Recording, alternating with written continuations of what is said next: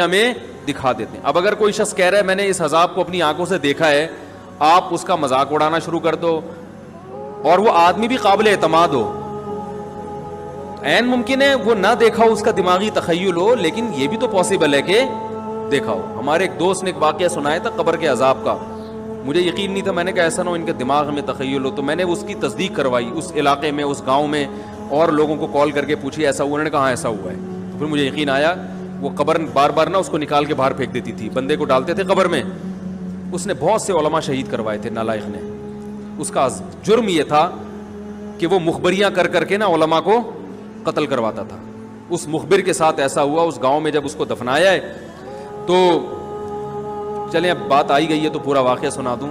تو وہ جنہوں نے دفنایا ہے نا, وہ ان سے میرا بھی تعلق تھا, میرے بیان سنتے تھے. تو مجھے آ کے انہوں نے واقعہ سنایا کہ ایسا کوئی مخبر تھا جو علماء کو شہید کرواتا تھا مخبریاں کر کر کے. تو جب اس کو دفنایا, کہہ رہے ہیں اس کے والد میرے پاس آئے, ہم لوگ کے پاس آئے. انہوں نے کہا کہ بھائی میں جب صبح جاتا ہوں تو میرے بچے کی جو لاش ہے نا وہ قبر سے باہر پڑی ہوئی ہوتی ہے, تو میں بڑا پریشان ہوں, کیا کروں. تو ہم پھر دفن کرتے ہیں تو اچھا قبر بالکل صحیح ہوتی ہے اوپر سے,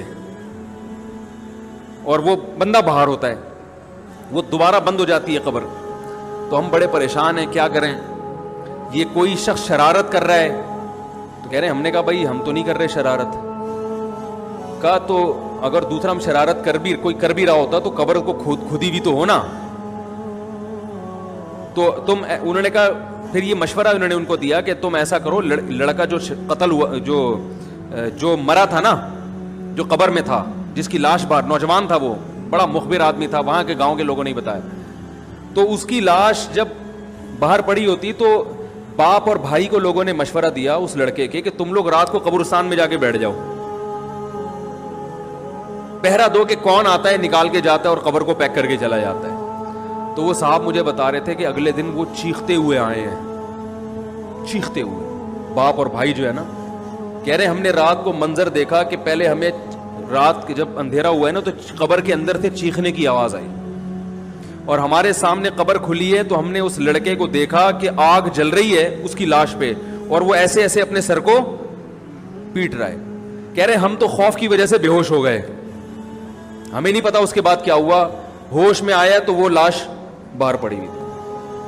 تو میں نے کہا یار پھینکو بھی دنیا میں کم نہیں ہوتے. تو میں نے پھر تصدیق کے لیے ایک دو لوگوں سے رابطہ کیا, انہوں نے بتایا کہ ایسا ہوا ہے ہمارے ساتھ. تو یہ جو ترکی کا جو تھا نا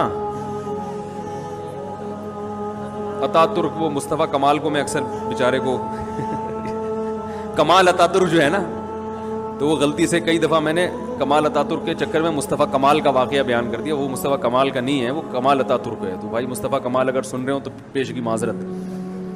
تو کمال اتا ترک کا بھی یہی ہوا ہے, مسلمانوں کا قاتل تھا, علماء کا قاتل تھا. ترکی سے خلافت اسلامیہ کو اس نے ختم کر دیا.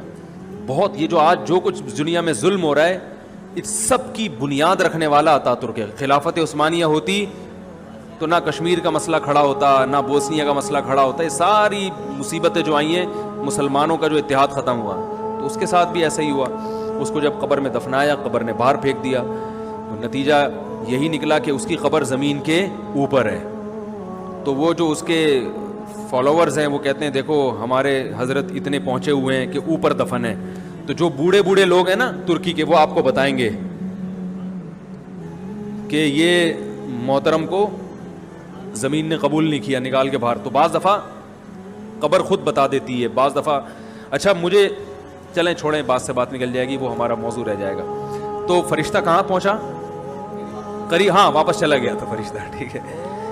تو وہ بالکل قریب آ کے واپس چلا گیا. تو ایسا ہوتا ہے بعض دفعہ, ہوتا ہے, ایسے واقعات ہیں بہت سارے.